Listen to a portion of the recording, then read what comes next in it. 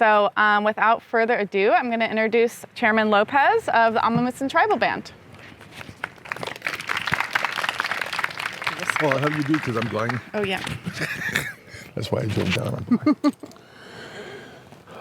Good morning, everyone. Morning. Thank you very much for being here. I really enjoy attending these sessions. We've been doing it annually for how many years now? Many years. And I see this as being incredibly important opportunity to be able to teach people the truth about Indigenous history. Truth that has never been told until it started to get incorporated, you know, at a very slow pace about 7, 8, 10 years ago. So, so thank you for your interest in being here. Thank you. You're welcome. Again, my name is Valentin Lopez, and I'm the chairman of the Amah Mutsun Tribal Band. Our tribe is comprised of the descendants that were taken to mission San Juan Bautista and Santa Cruz. I have descendancy through two lineages that were taken to mission Santa Cruz. And we believed for many, many years growing up that we were from the Santa Cruz area, the Awaswas Uipi territory. And there's no tribe called Awaswas, although they're referred to as Awaswas. Awaswas means northerner. And then our tribe is known as the southern tribe, and I'll think of that word in a second. I don't know why it left me. And our tribe starts at Aptos south down to the estuary, the Alcorn Slough area. We believed that we were Awaswas up until 2019, when we found the document that showed who our ancestor was, where they linked, and they linked to Almaden on the other side of 17. And that sure surprised us because we were certain we had Awaswas blood, because the BIA identified us as Santa Cruz Indians when we enrolled in the 1970s and the 1950s on the California Indian enrollment with the BIA. We were identified as being Santa Cruz. And then to find out that we weren't was surprising. But at the same time, we were kind of worried because we had been saying that we were Awaswas all along. So it's important that we always tell the truth, that since 2019, we're no longer Awaswas. And that's there. I'll just get started here with our history. So many times our history starts with the mission period. And for us, that's really offensive. It kind of just totally ignores who the indigenous peoples were of this land. Anthropologists tell you that our people have been here for 15,000 years. And that's back to the times of the Bering Strait opening up, and they say people crossed through the Bering Strait to come to the New World here, the Americas. But yet, there's evidence that, like recently, they found a place in New Mexico where footprints go back 19,500 years. There's a place down in Chile that goes back 24,000 years. There's a place back in Indiana that goes back 19 to 20,000 years. How can that be if the Bering Strait is when all the indigenous people came across? We know that for well over those 15,000 years, that there was something called the Great Kelp Highway. And if you follow along Japan, for example, you follow that kelp right along the ocean. It goes up to Alaska, Canada, and it goes all the way down to Chile. And they had these the people in the boats and stuff like that. They would just follow that kelp as a highway, finding their foods and exploring. And that's something that we believe that people came to the Americas during that time. Another interesting thing is the diversity of tribes and the languages in California, in the United States.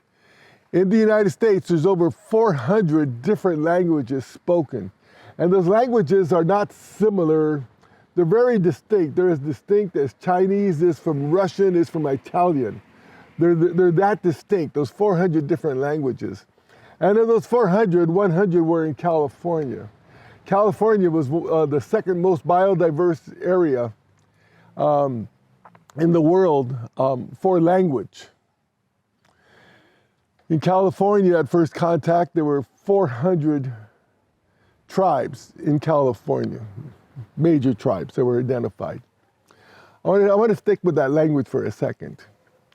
Because of that diversity, linguists have estimated that it would take 60,000 years to come up with that kind of linguistic diversity that we have here just in the United States alone, over 60,000 years to develop that kind of diversity, to develop those 400 different languages. So our people have been here a long time. The creation story of our tribe starts at Mount Amah, which is, if you went to Los Gatos and you look up on the hill, you see a mountain there with a mountain peak that has a little block at the top. That was a radar station there for the Air Force, probably from the late 50s, maybe early 60s, up until the mid to latter part of the 80s. And they had a military base up there. And that was the tallest mountain in the Santa Cruz Mountains. And so the military, put that base up there as radar to look out for enemies coming into the ocean there. And then when they came up with satellites, they didn't need that anymore. What's important about our creation story is it could take days to tell our creation story. And our creation story, the two most important parts of our creation story is that it really clearly defined our tribe's territory, and it defined the territory of all the other tribes in this area, in the greater Ohlone territory. It defined their tribes. That's communal here of the native people here trying to build empires or trying to conquer other people's territory and stuff like that. If your creator defines your territory and tells you where you belong, why would you violate that? That'd be pretty darn dumb. So our people knew their territories. And so that was an important part of our creation story. And the second thing is the creator told us that we have the obligation to take care of Mother Earth and all living things. And that right there is an incredibly important directive from Creator. Our people understood that meant that we had the responsibility to take care of the bears, the wolves. We had the responsibility to take care of the elk and the deer, of the fish, of the finned relatives. We had the responsibility to take care of the insects and the mice and the rats and the gophers and wood rats and all that. That was our responsibility. And our people took that responsibility really seriously. They learned the food plants, the foods that they used. And so we made sure that we intentionally stewarded and took care of those food resources so that there would always be enough foods for all of our relatives. We understood that we had to take care of the fish. And so our people learned ways to take care of the fish. As an example, one of the very important fish were salmon. And our people knew that the fish that would come on in annually to migrate. And when they came in, they didn't just head up the river. They just didn't come in from the ocean to head up the river.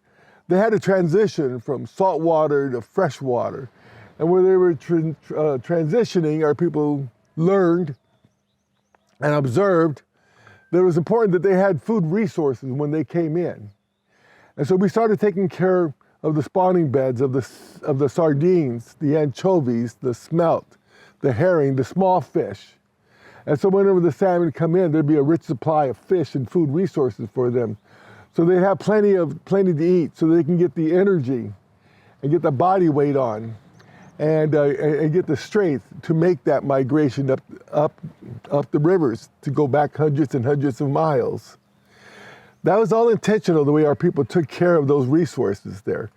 And those spawning beds, they're those, when you look at the oceans at the mouths of rivers, you see those cobblestones, or like fist-sized stones and stuff like that.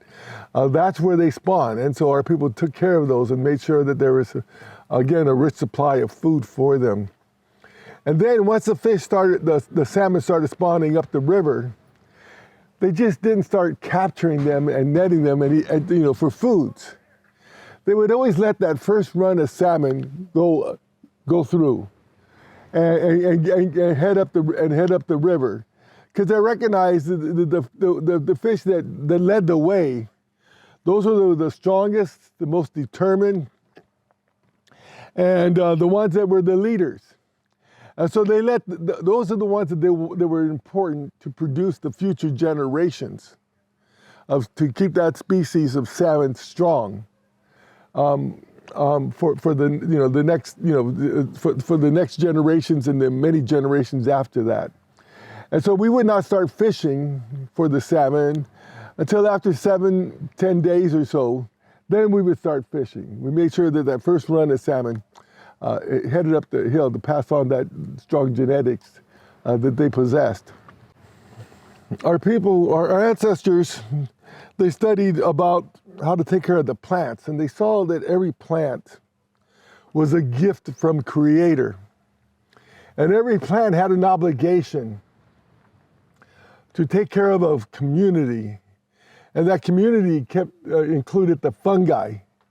It included the insects, it included the birds, the four-legged, and people. Every plant had that responsibility.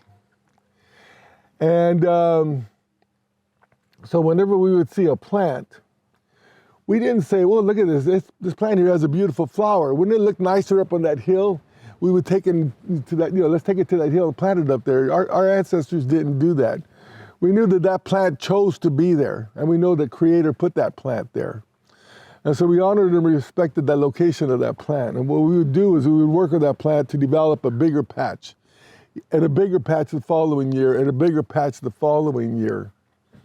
And the size of that patch would determine on the needs of all the animals and the other species that depended on that as a food resource or a resource for other purposes. And so that's how, our people did that with all the plants, and there was well over 360 species of plants in our territory. And so we had the knowledge of how to care for that number of plants.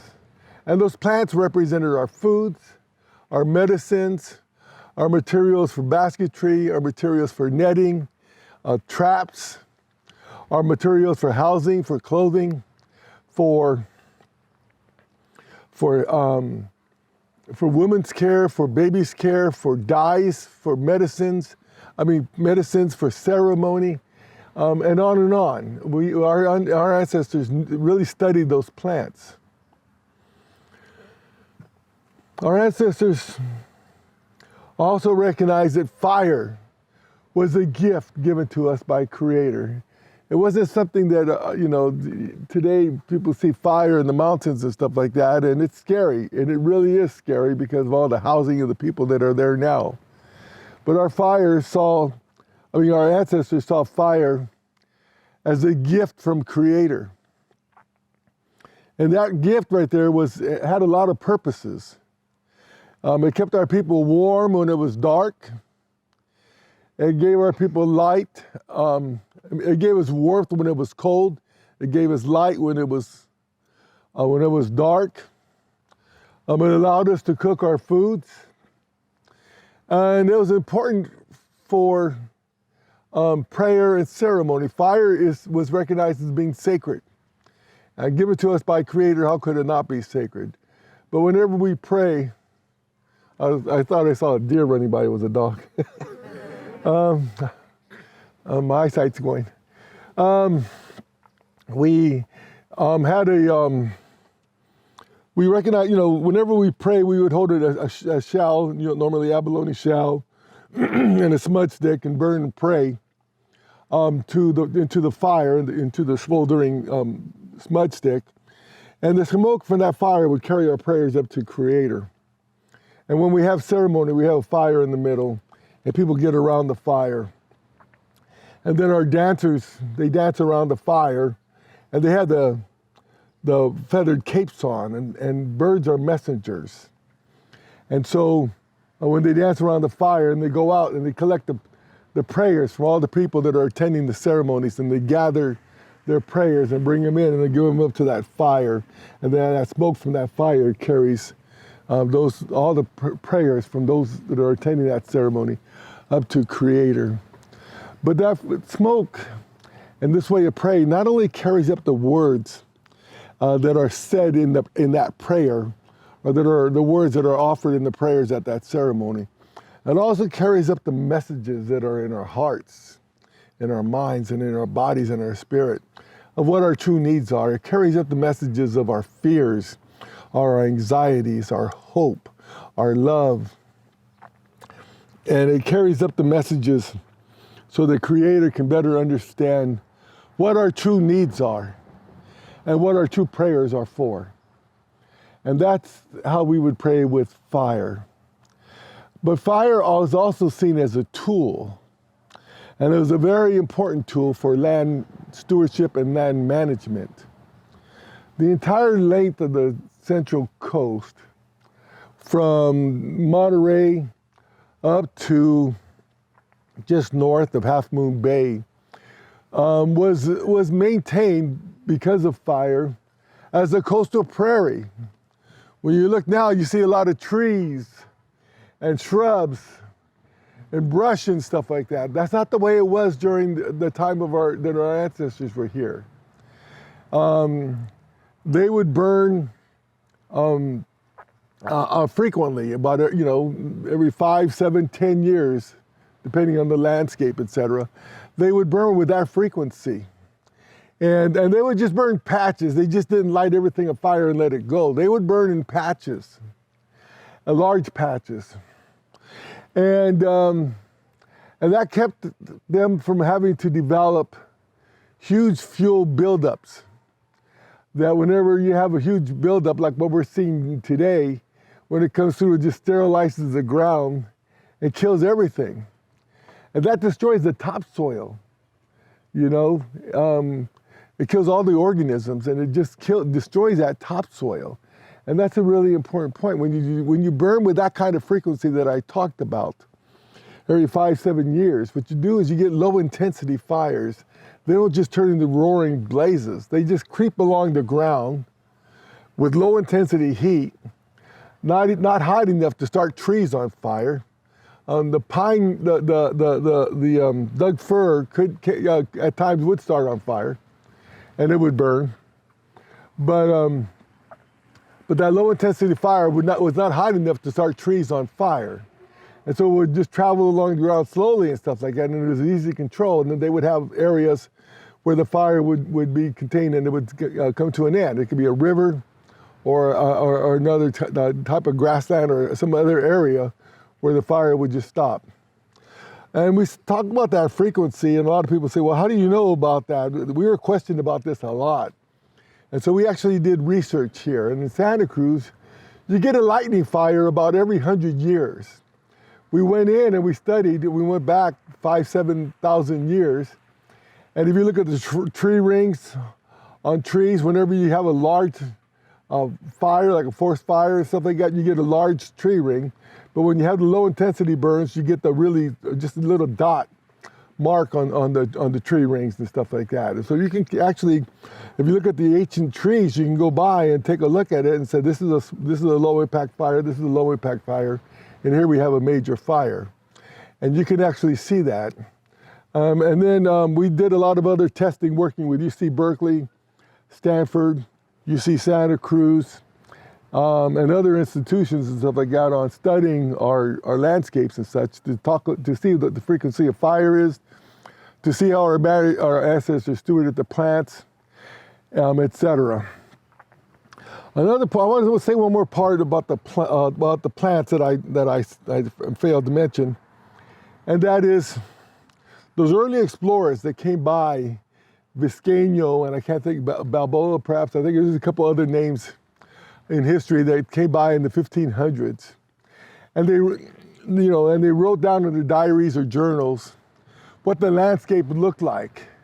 And what they said about Central California is that they said it was a beautiful mosaic of various colors and different plants. And they referred to it as a park-like setting. But what they didn't recognize is that was because of intentional stewardship of our ancestors. They thought it was just a natural occurrence, a coincidence, or something that just happened to be that way. They could not imagine that our ancestors understood how to steward and manage the land to create that kind of environment. The other thing about this coastal prairie is that it's recognized as the most biodiverse landscape in North America. Can you imagine that? The most biodiverse landscape in North America, right here. And it was that way because of the way our ancestors managed and stewarded the lands here.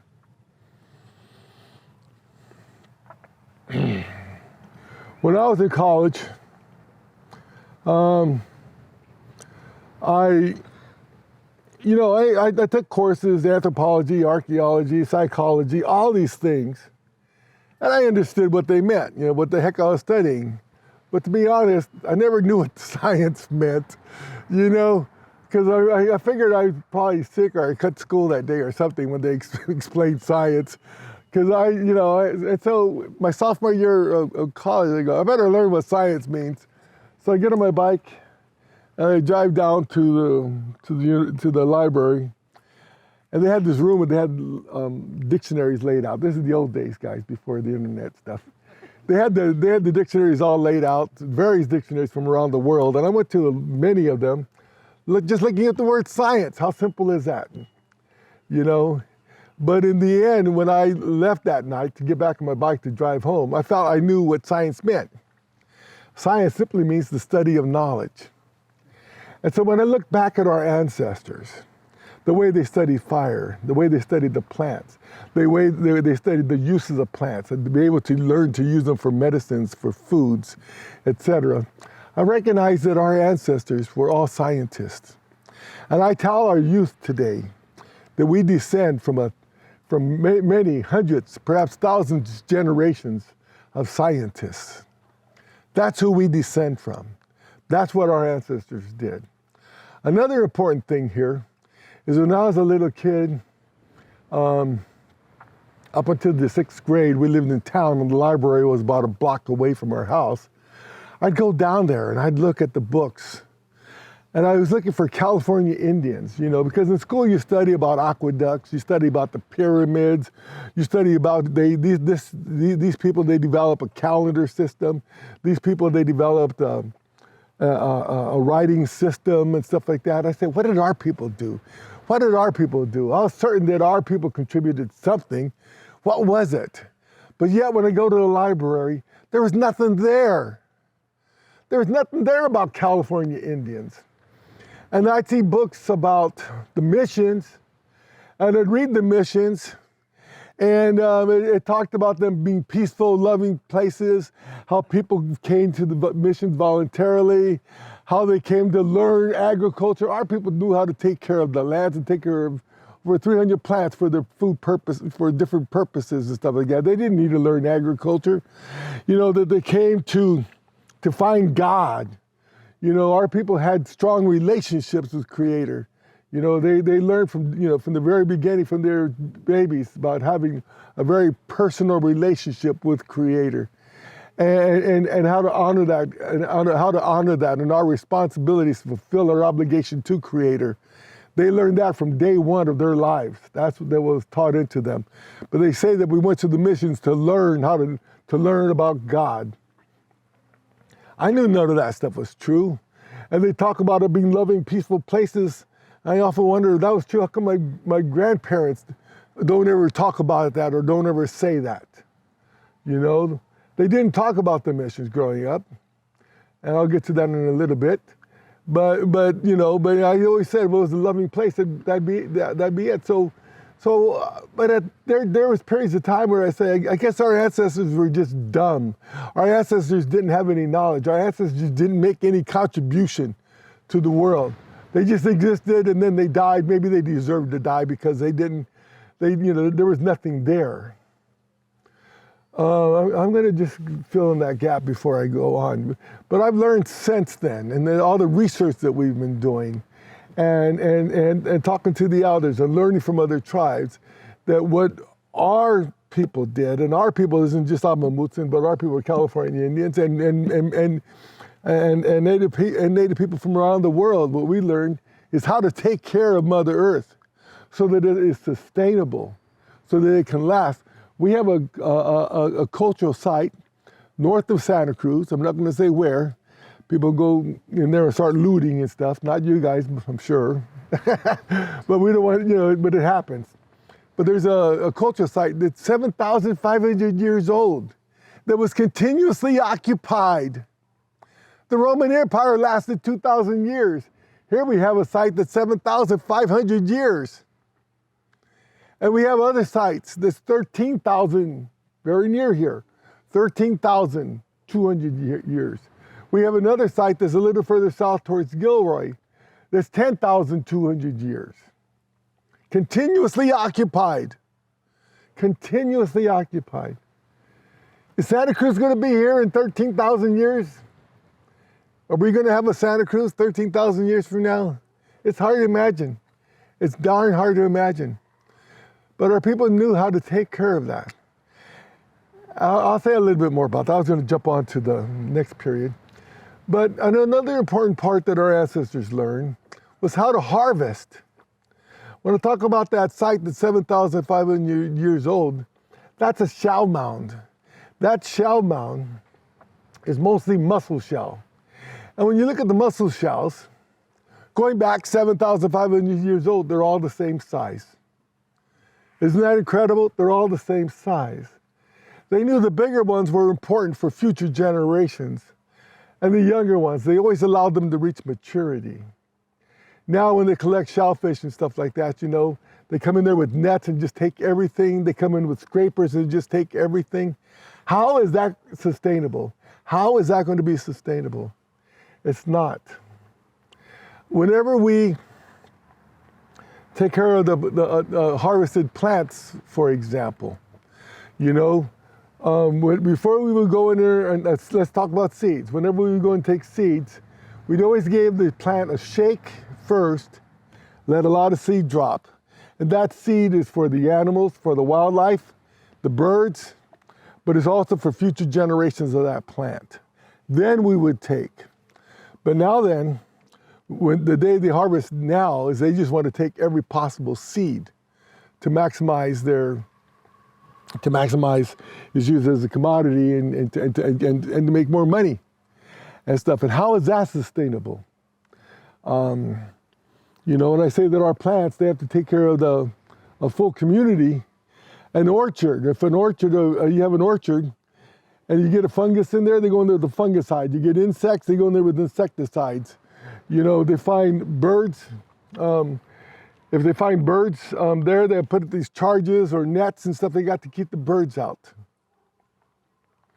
Bees, they've come in with these honeybees now. You know that these honeybees are not domestic to California. There's over 1,600 California bees. 1,600. And all 1,600 will just attack and kill those honeybees. They're very protective of their territories. And so before they bring those honeybees in, they come in and spray to kill all the bees, all the native bees. They will spray and kill all the native bees. Then they bring the honeybees in, so they get more production of their almonds or their other, or their other crops and stuff like that. But how the hell is that sustainable? How is that sustainable doing it that way? So our people, our contribution is how to take care of Mother Earth and how to develop a sustainable community. And universities and researchers and stuff like that, they're learning that now. They're starting to understand the ways of our ancestors. we work with a lot of folks now and stuff like that to teach our traditional ways. I'm going to move on to the history now, and I kind of spent a lot of time talking about the pre-contact period, but that's an important period because nobody ever talks about that or knows about it. The mission period was horrendous for us. And I said I descend from Mission San Juan Bautista and Mission Santa Cruz. In San Juan Bautista, I said that they said that we came in voluntarily. We did not come in voluntarily. There's a story there of a tribe. It's called the Orostimba tribe. They are from the area of Newman on I-5. And Newman is about 25 miles north of Los Banos on I-5. I say 25 miles, that's my guess. And that tribe there was the Orostimba tribe. They're a rich and powerful tribe, and I've been to their cultural site. And that site right there is just so impressive. It's one of the most impressive sites I've seen. It's just a huge rock outcropping with hundreds of bedrock mortars there. Overhead shelters on the rock with smoke on the bottom of there and such. And just incredibly impressive. But what the Spanish did is first they took all the local Indians, the areas for the tribe, and then they started having to expand out. And there's actually maps now that say in 1809, 1811, 1823, where they expand out and of how far out they're going. They ended up going beyond Fresno. They ended up going up to Coarse Gold in the mountains there. They ended up going up to Stanislaus County.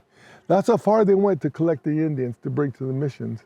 At Mission San Juan Bautista, over 84 tribes were taken to San Juan Bautista, 84 full tribes.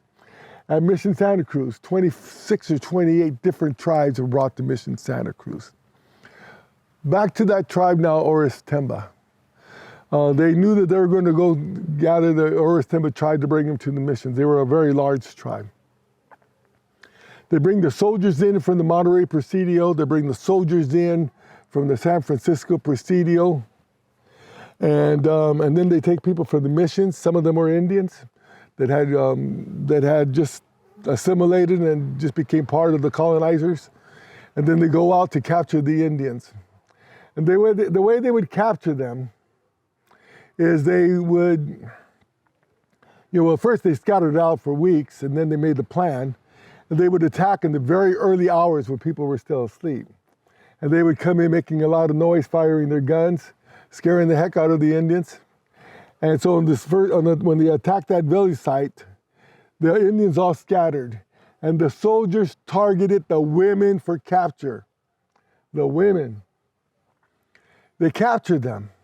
And they tied their thumb to thumb, and they tied a rope around their waist to each other. And once they captured all the Indians, they would start marching them back to the missions. I heard the story told two ways. One is that they were taken in the Mission San Juan Bautista, and another is that they were taken in Mission San Jose. And so I don't know which one is true, but I've heard both, the story both ways. There's a story there of the women running to a creek and running into the creek with the babies in their arms, and the young daughters and young sons with them into the creek to hide in the tule. And a soldier just shot the man. They shot the young boy, and then through the interpreter, an Indian interpreter, said, "Come out or you'll be killed." They had the baby in a basket. They turned the basket upside down and held the basket underwater until the baby drowned. And then they came out. They didn't want that baby to grow up in the mission system. That's how brutal that area was. And then they came out. Once they captured them, they would start marching them back to the mission.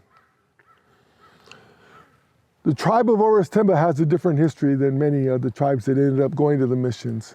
Once they crossed over the summit there in the Diablo Range at a place called Orostimba Narrows. You can look up Orostimba Narrows on a map today and see it. Once they came across there, there was an open meadow, and they all just sat down and refused to go any further. The soldiers were brutalizing them, brutalizing the children, dragging them, forcing them, beating them. They refused to go any further. And after 3 or 4 days, the commander just said, kill them all and spread their remains. The soldiers took their bayonets and just whacked them and spread their remains over that meadow. And I was told that's private property today. And we tried to get up there, go up there with scientists and forensic experts to investigate that massacre. And the property owner will not let us on it. We're making another effort now. We tried that about 10, 12 years ago, and they would not let us on that property, but we're trying it again now. So that effort is underway. Hopefully we can get in there. But they spread the remains, and then when the priests got back to the mission, when the soldiers got back to the mission, the priests swore them to secrecy. They were not to tell that story to anyone. In 1841, I think it was, one of the soldiers felt tremendous guilt about what happened there and many other massacres. That wasn't the only one like this. Started telling about the massacres and stuff like that, and it got documented, and that's how we know that today. But those stories are never told. But that's part of the Indian history that we're aware of and that we live with. The other thing about the missions is that San Juan Bautista, I said 84 missions were taken there. In 1823 or 1821, the superiors of Mexico City sent out something that they called an interrogatio. It went to all missions. An interrogatio is like a survey or a questionnaire that all the missions were to complete. And they're asking how many grains of this crop and how many bushels of that crop, and how many horses do you have, how many cattle, how many sheep, how many Indians have you baptized, how many Indians have been married, how many Indians received confirmation, that kind of stuff. But one of the questions at San Juan Bautista was, how many Indians have died at your mission? Mission San Juan Bautista was founded in 1897. In 1823, it's 23 now.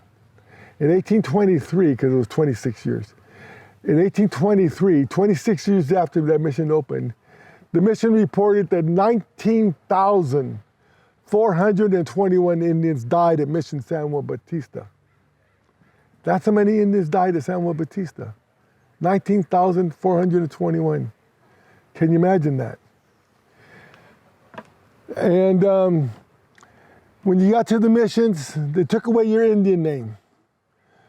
You could not be called, as my great-great-great-grandmother was, Pepetua. Her name was changed to Josefa Velasquez. She could not speak her language. And she could not wear her regular clothes. They gave her these clothes of a top and a bottom made of wool that was hot and sticky and itchy. And they had to wear that full time. And they had to, and then they separated the men from the women from the children. And that separation there was to try to force them to accept assimilation. They wanted them to convert to Christianity, and they wanted them to become subjects of Spain. Not citizens of Spain, but subjects of Spain. That was a forced assimilation and conversion that they were seeking. And if they can prove convincingly that they assimilated and they accept Christianity, they can get their families back together again. That's the only way. Can you imagine the pressure of having your babies in another bunk, in another location, and the only way you can get them is if you forsake the religion or the spiritual beliefs that you were taught for your entire life and were taught for hundreds of or thousands of generations. And then forget about how to take care of your foods and your plants. They forced them to eat the European foods that were grown there at the missions. I mean, it was just brutal and horrible, the way they did this forced conversion. Here in Santa Cruz, the life Oh, well, let me stay with this here. They locked them in these barracks. Now, in the women's barracks, those soldiers that came, they didn't bring their wives, they didn't bring their girlfriends, they didn't bring female companionship. But yet, in this barrack, there's hundreds, many hundreds at times, of Indian women in there. So night after night after night, the soldiers would go in there and rape the women repeatedly, time after time. You look at how many women died of syphilis and gonorrhea at the missions. Those rates are just horrendous. You look at the mission records on the births. It'll say the mother's name and father unknown, father unknown, father unknown, because of those rapes. That's happened at the mission.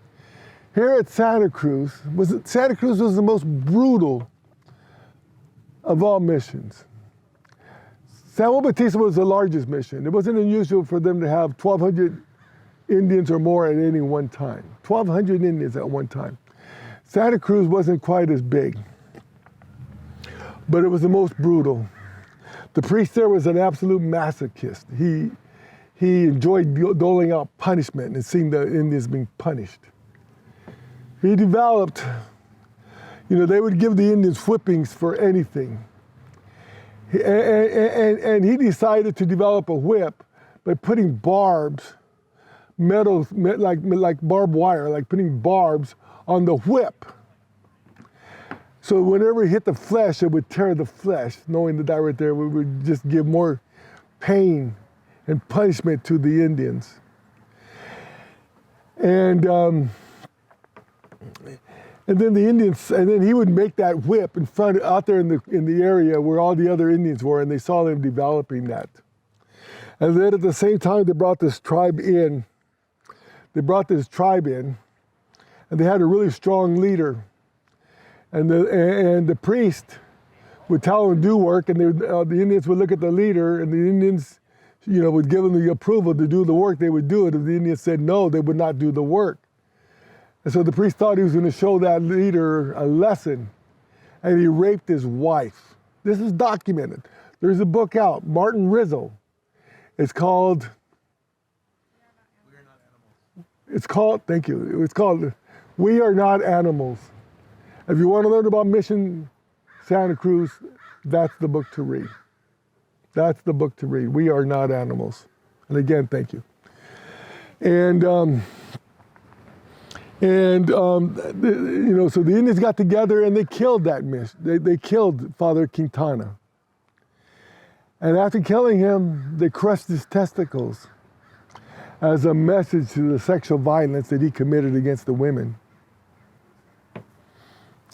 Those Indians, several years later, they were found and taken to trial. That was the first trial for murder in California. It was the Indians from Santa Cruz. Next came the Mexican period. There's a lot more I can talk about the mission period, but because of time, I'm going to go on. During the Mexican period, that's when the Indians lost a lot of their land. They gave away. They gave these land grants of most, in our territory, just about every inch of land, they gave them out as land grants. And those land grants, the Indians were not assimilating to Catholicism, and they were not assimilating, willing to become subjects of Spain, not to the degree and the numbers that they wanted. And so what they did is they decided to give, first of all, the soldiers and stuff that were here, they gave them land grants, but also they gave incentives to people from Mexico to come up to California, and they can get a land grant. And with that land grant, they would get cattle, and they would get horses, and feed and seed and stuff like that. What happened during that Mexican period of time then is that there was no labor force. I mean, these people would get these, 39,000 acres of land. They'd get 400 head of cattle, But who's going to manage them? Or they get sheep. Who's going to manage them? Who's going to shear them? Who's going to skin them? Who's going to tan the skins and stuff like that? And so they started going out and capturing Indians and bringing them in for that purpose there, just as hard laborers and vaqueros and stuff like that, to work, to help manage and run those ranches. That was, for the most part, that was slave labor. Some of them did earn a meager wage and stuff like that, but for the most part, that was just pure slave labor. In 1839, in San Juan Bautista, there's a story told where an Indian tried to run away from one of the ranchos there, and they sent out workers to capture him, and they lassoed the person by the neck and drug him in for miles back to that ranch, and just left his body there to decompose and rot and stink there, to put fear in the Indians that were working there, that if you try to run away, this is what's going to happen to you. And a lot of other brutality happened during that time. The other thing that happened horribly is that they thought that our grasses that we grew, the plants that I talked about, they developed very deep root systems. And that deep root systems make them much more resistant to disease, because they're taking care of a full community. They're resistant to disease, they're resistant to fire, they're resistant to flood, and much more resistant to drought. But because they developed that deep root system, it takes them longer to grow. They grow a lot slower. And that wasn't, and so they considered our native plants inferior to the European plants. Because the European plants, you put them in the ground, and they just take off, but yet the root systems, a lot of times, it could be a 3-foot tall grass and have 6 inches of root system and such. And so whenever they started growing that fast, it shaded out our native plants. And so our native plants disappeared during this period of time. And then the other thing is that they thought they did not want our elk and the deer competing for the food that was meant for their horses or their sheep or their cattle. And so they started killing the sheep, the deer and the antelope in great numbers. Some of you may have seen that picture taken in 1870 of that huge pile of buffalo skulls and a man standing on the top, and he just looks minuscule standing on the top. We had the same thing right here in Watsonville. In the village at Watsonville, it was called Tiulta, the place of the elk. But anyway, they had an effort to kill all the elk because they were eating the foods that were meant for their cattle. And they had a huge pile, not quite as big as a buffalo, of course, but they had a huge pile of elk antlers built up and such there in Watsonville. And then the bear. This area where we're at, starting from Monterey up to almost San Francisco and into the Santa Clara County area, had the greatest population of grizzly bear in the North America, in all of Canada, all of the United States. The greatest population of grizzly bear was right here. How many of you guys knew that? See, we had a few that knew that. The greatest population of grizzly bear was right here. And they would go after the cattle. And so they brought in people just to kill them. What they would do is they would bait them, put meat down at the bottom of a tree, climb up the tree. When the bear would come up, they'd kill the bear. There's in San Juan Bautista, there's a story of a person who killed 39 bear in 2 weeks. He was recognized with hero status, killing 39 bears in 2 weeks. By the way, up north, in the north of Sacramento, in the Calusa area, they used to put up bait for bears. They used babies. They put a baby at the bottom of the tree. And this is a true story. This is told by a tribal psychiatrist that we work with that deals with historic trauma of indigenous people. They put babies at the bottom of the tree, let the bear come up and kill the bear. How's that? How's that?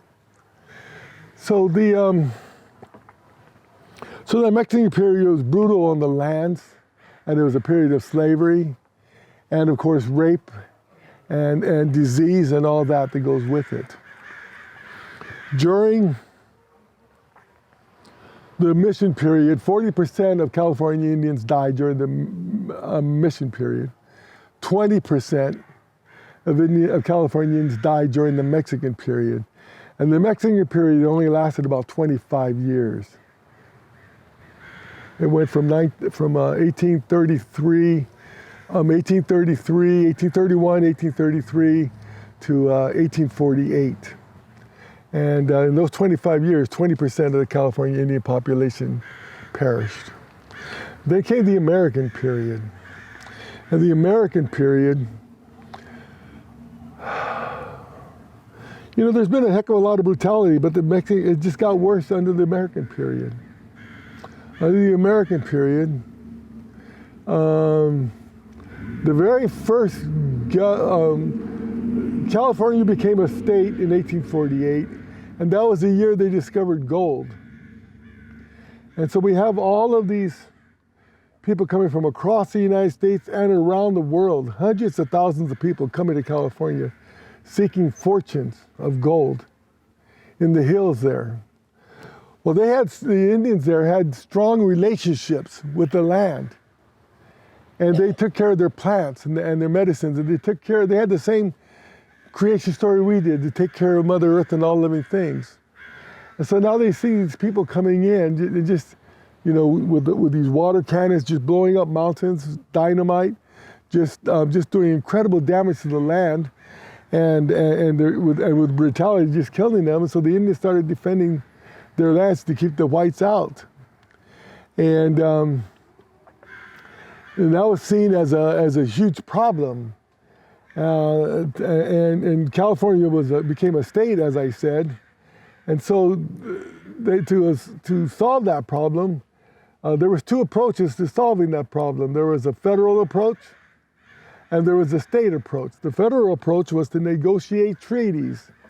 They negotiated treaties with many California tribes that would have given 8,500 acres, 8,500,000 acres to the tribes of California that signed that treaty. Our tribe signed that treaty. 8,500,000 acres, and it was going to be spread over 18 different reservations from the northern Oregon border down to the border in San Diego. 18 different reservations were going to be established. And that was the federal solution to the Indian problem. The treaties were signed, the commissioners took it back to Washington to be ratified. But and I'll finish that story in a second. The California effort to solve that problem, they did not want reservations, they did not want treaties, they wanted extermination. They wanted extermination. The very first governor of California and the very first State of the Union given to California said that there will be a war of extermination against the California Indians. That is to be expected. And with that, one of the very first treasury bonds that the state of California passed was to pay for the extermination of California Indians. People pass treasury bonds for the public good projects, to pay for libraries, to pay for roadways, waterways, to pay for, for buildings to run the government operations and stuff like that. That's what bond money is for. But yet here in California, they collected they're selling treasury bonds. And if you look at it, treasury bonds, a lot of people buy those as an investment. So people are investing in the extermination of California Indians here in California. How sick is that? To be buying treasury bonds for the extermination of California Indians. And with that money that they raised, is they paid bounties for people to go out and hunt Indians and to kill them. And it was usually 25 cents to $5 bounty for every dead Indian. The militias, they could form themselves, go out and kill, but they had to bring back the scalp as evidence that they killed. So people would come back in with hundreds of scalps. And many of the scalps, people would get the scalps and just nail them to the wall as trophies or braggery or something like that. That's what happened. And then when we talk about scalping Indians, it's not all the men at age 18 at 40 years old that are out there and ready for battle or ready to go to war. And there was no Indian war, it was an Indian massacre is what it is, it's not an Indian war.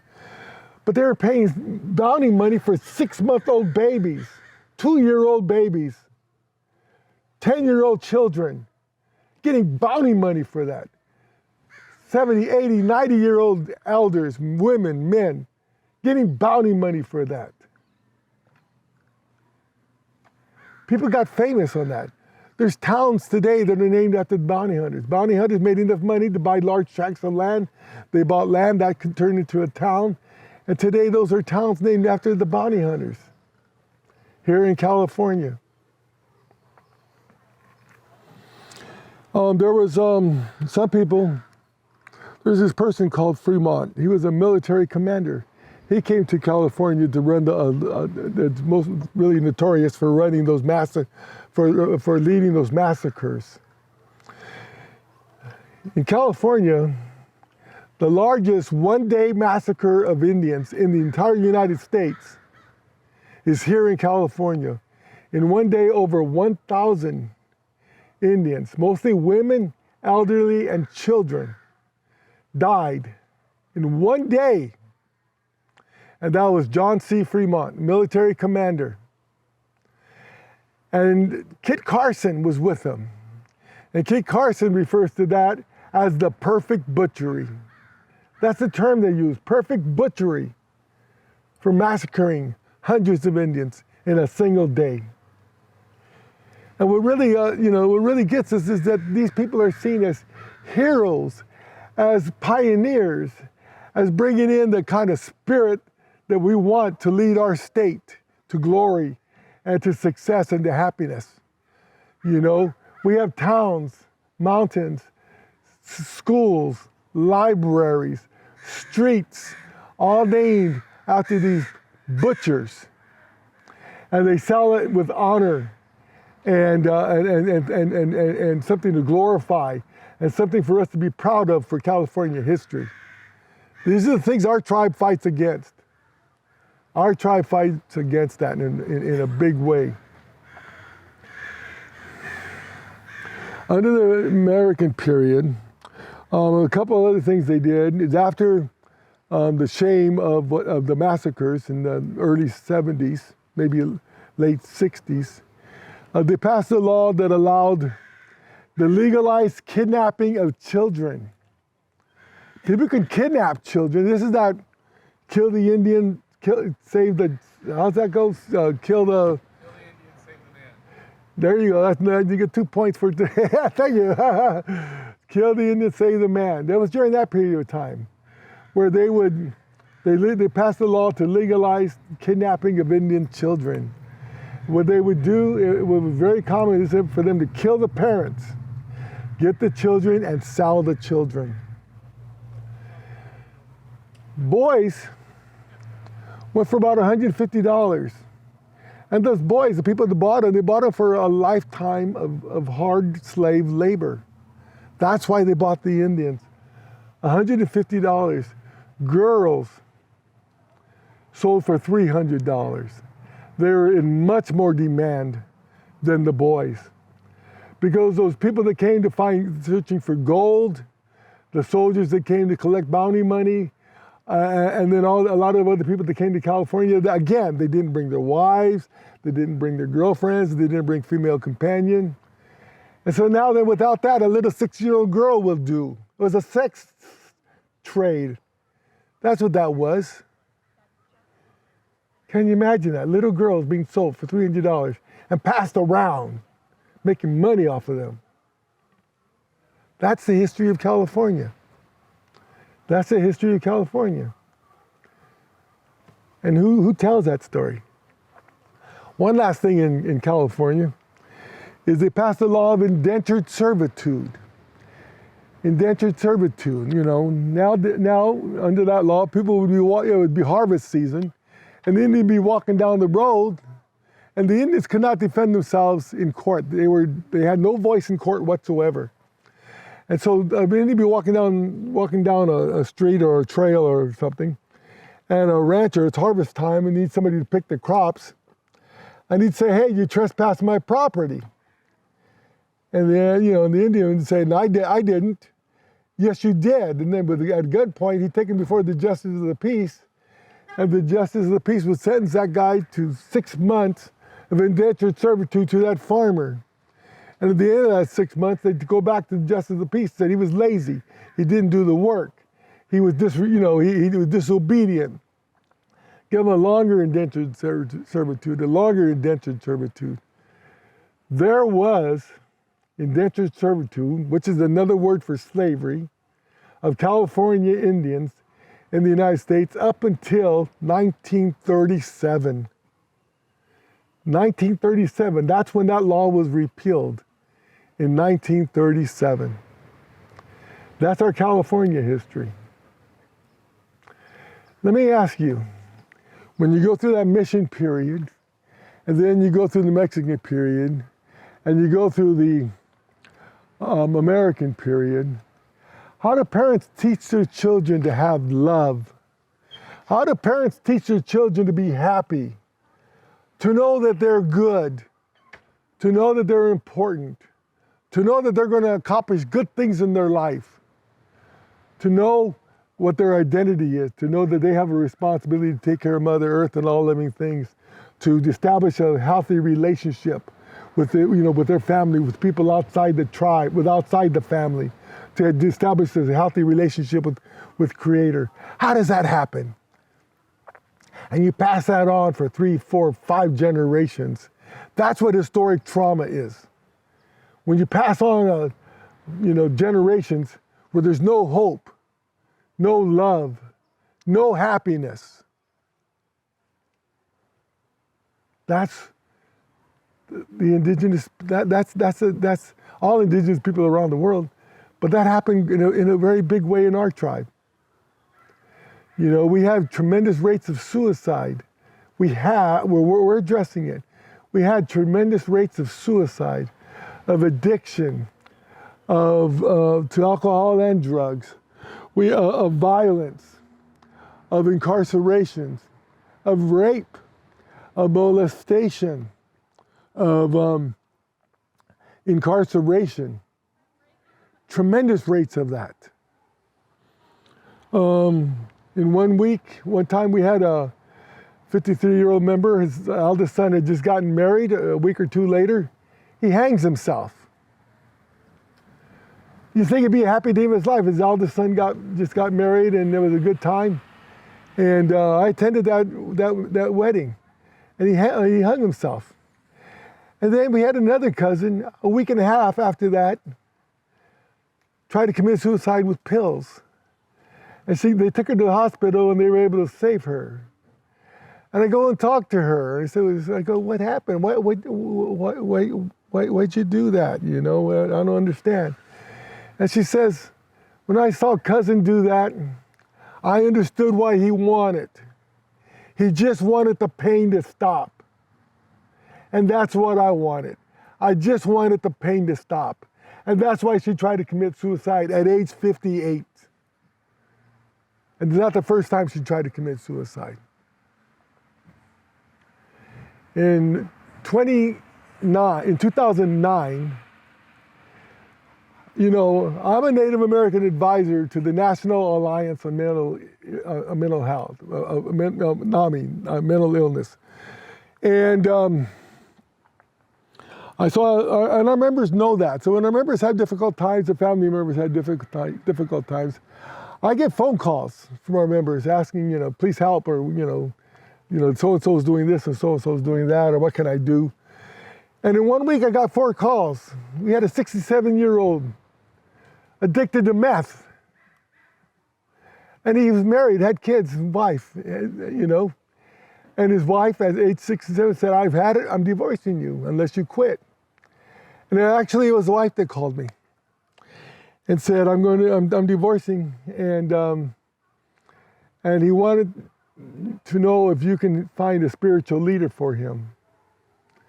And so I found a spiritual leader who talked to him. And he got into a program. He turned his life around. They're still married now, and they're doing very well. But then we had 2 other instances where mothers were addicted to meth.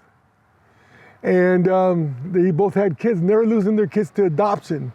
And the adoption, because they're federally unrecognized, they get adopted outside the tribe.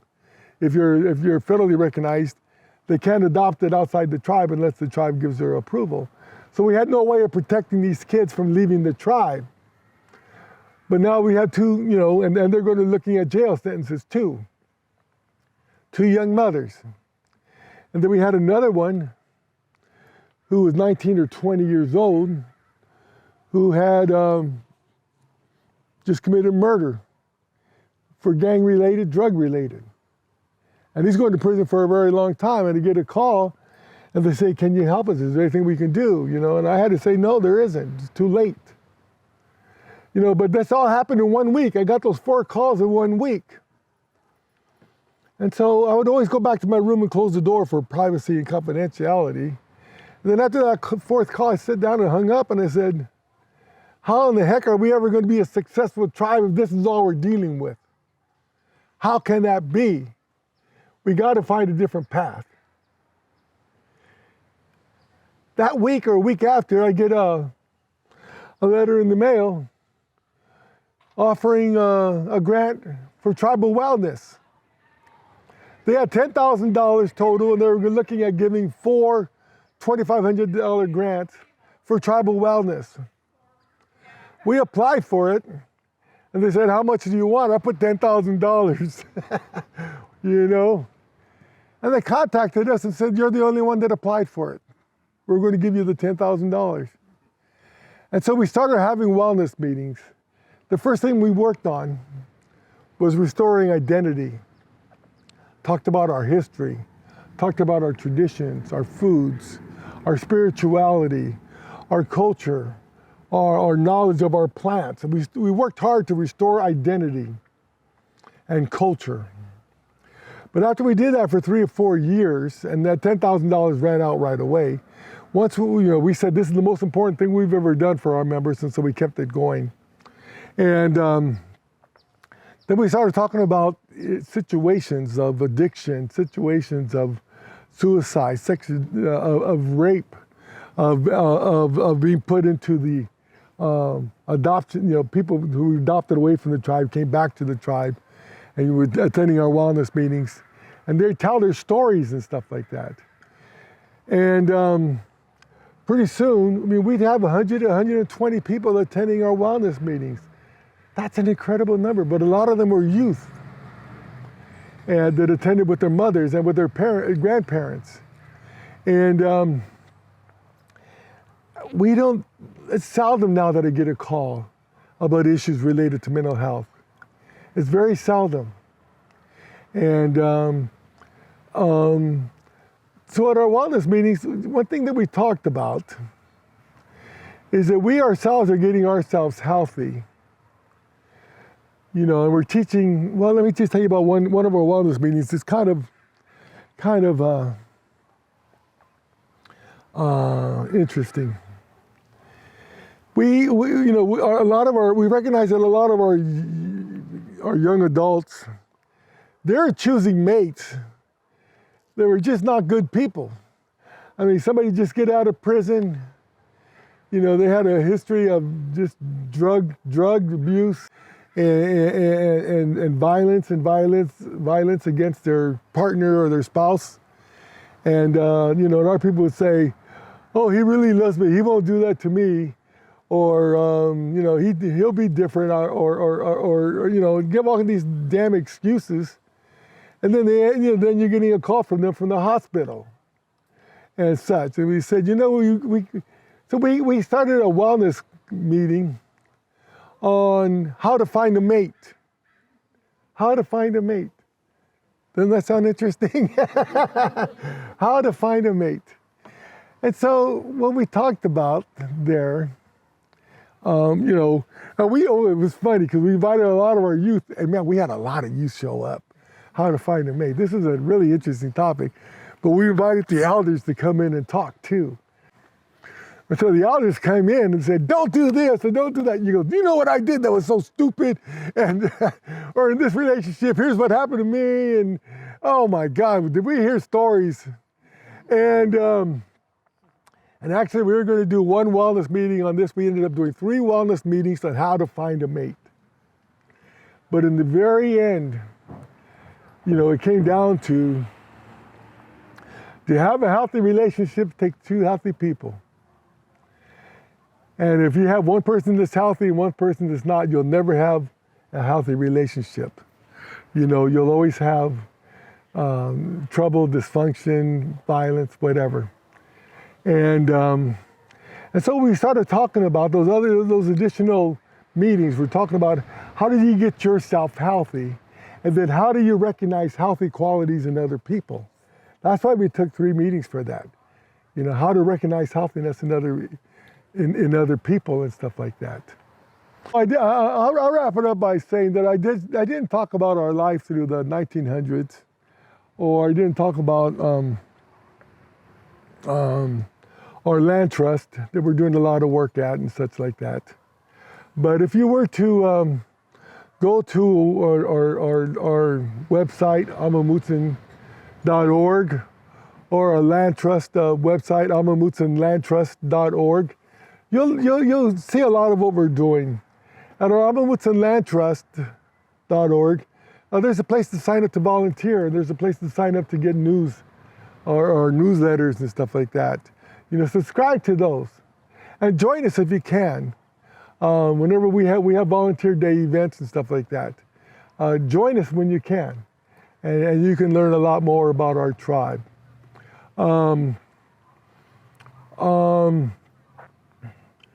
It's a tough history. It's not a happy history to tell. Every time I tell it, it takes a lot out of me, to be honest with you. I am writing a book on this. And I sent it to an editor, it's come back, and so we're working on cleaning it up now. And so hopefully it'll be out soon. But it's you know, sometimes when I deal with the hard stories there, I do 2 or 3 pages and I gotta walk away for a couple of days because it's real hard. But it'll be out, and the name of the book is Assimilation is Surrender. I know that growing up, I just never wanted to accept the colonized world. I never wanted to assimilate. I never wanted to be sent to surrender. So, and a lot of what I told you today will be in there, so you'll be able to find this information there and other stories as well. Thank you very much.